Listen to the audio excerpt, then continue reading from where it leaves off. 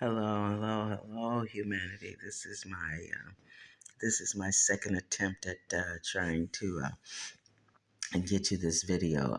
This is going to have to be extremely quick. I spent a lot of time on the last one, and I didn't have enough storage, so I'll make this real quick. Hopefully, all is going well with wherever you are this wee hour of the morning.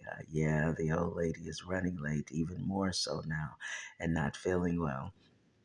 But anyway, with that being said, so yesterday, as I was explaining in the last video, humanity, I didn't do much. I tried to do a sweet potato chocolate color, a chocolate, a sweet potato chocolate donut. I got this real inexpensive donut pan from Walmart. I think I paid about like $12.99 for it. And anyway, let me try to go real fast so I can get everything in. I used I used about a half a cup of almond flour, half a cup of walnut flour. I used um, I used 1 tablespoon of baking powder. I used a half of a medium-sized baked mashed potato.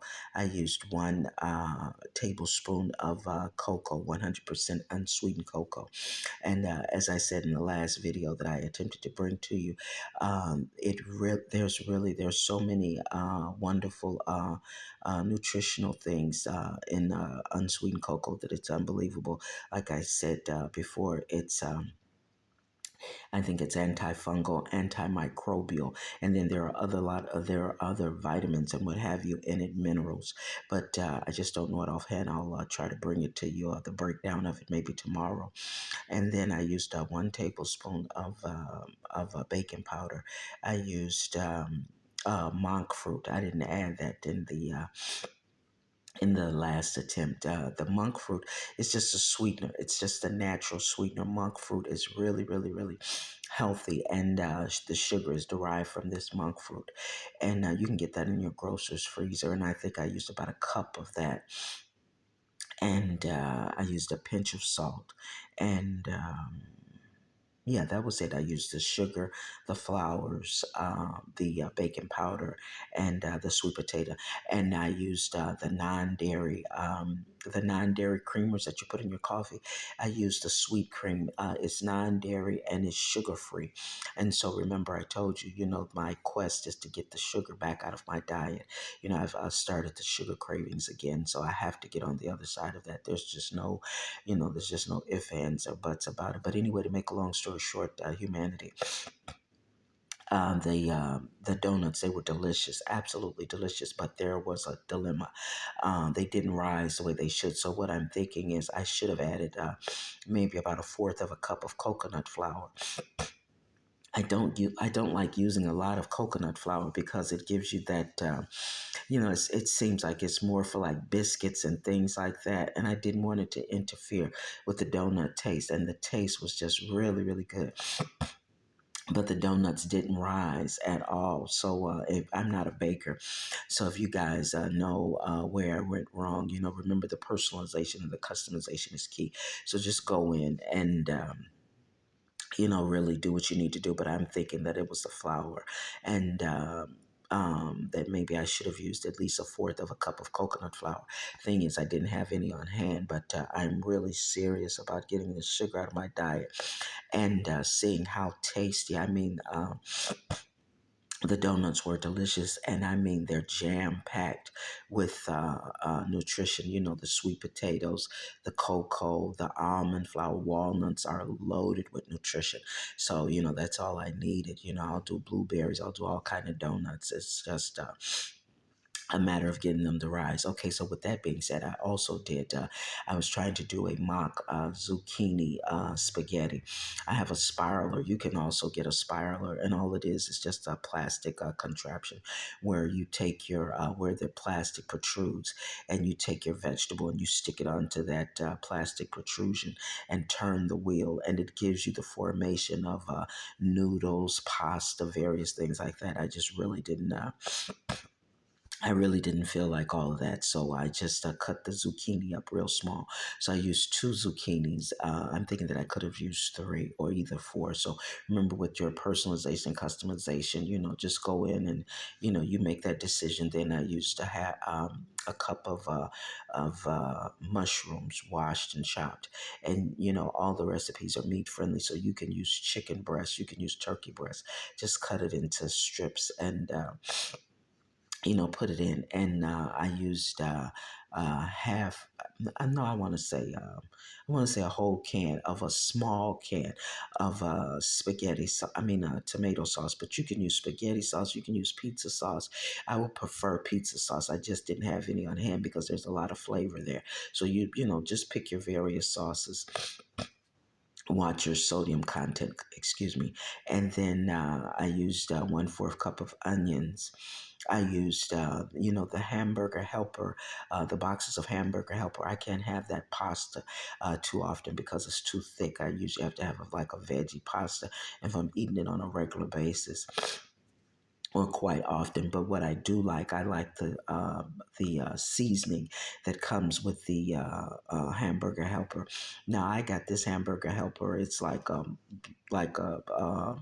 off-brand hamburger helper, because I think that boxes of hamburger helper are pretty expensive. So I don't know if that's it's something that you want to venture into. There's other seasonings, but I really, really like that seasoning. I got mine for it's like I say, it's like an off brand, and I got it for $1.25. So I don't like wasting food, but I just discarded the pasta and used the seasoning. And I used about 3 tablespoons of that seasoning, 2 tablespoons of garlic powder, 2 tablespoons of onion powder, fourth a teaspoon of black pepper, and I mixed all of that together, and I baked it for maybe about 15 minutes. Then I took it out and I covered it with was it a sharp Colby cheese? You can use any cheese, plant-based cheese, whatever cheese that you want, and stuck it back in the oven for maybe about 7 minutes, and then that was good to go. Hey, humanity, I gotta go. I thought about us, humanity. I was looking at something, and they had like the road blocked off, and they had construction cones, and they had so many different things for detours and things like that. And I thought about us this morning. You can listen to my voice and tell that the struggle is just it's just getting it's serious for the old lady. But anyway, I got to do what I got to do, and so do you. Some of you all are probably even traveling right now, and in your travels where no one can see you, tears are flowing. Some of you have just been crying all night.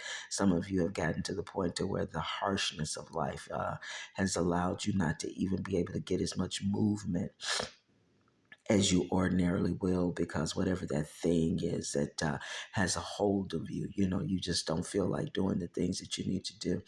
And with over 7 or 8 billion of your brothers and sisters on this planet coexisting so wonderfully, I know all of your brothers and sisters don't feel that way.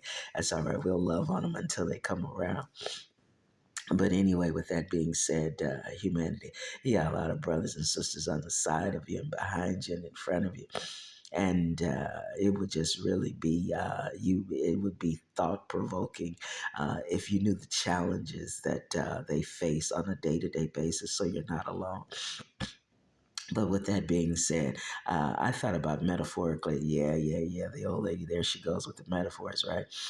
You're traveling down a road. If you can just mentally go there with the old lady, and you see things like, there's special lodging if you want to go this way. And then you see another sign that says, refreshments and restrooms if you want to go that way. And then there's relaxation stations if you could want to go that way. Nutritional food, if you want to go that way. Just all of these various detours that seem to exemplify comfort. And then you see just one big sign that's really almost not even eye pleasing, and it just simply says. change your mind, keep your mind, keep a made up mind, and most people would just go right past it. But I wonder, humanity, those of us that are taking the long way home, those of us that the road has not been so smooth, with the obstacles, with the delays, denials, backstabbing, betrayals, lack, not abundance, and so many areas, challenges in your finances, in your relationships, and what have you. So many different things. It's like that for a lot of your brothers and sisters behind you, in front of you, and on the side of you. How many would not think anything about your mind? What does that have to do with the issues and things that you have to deal with?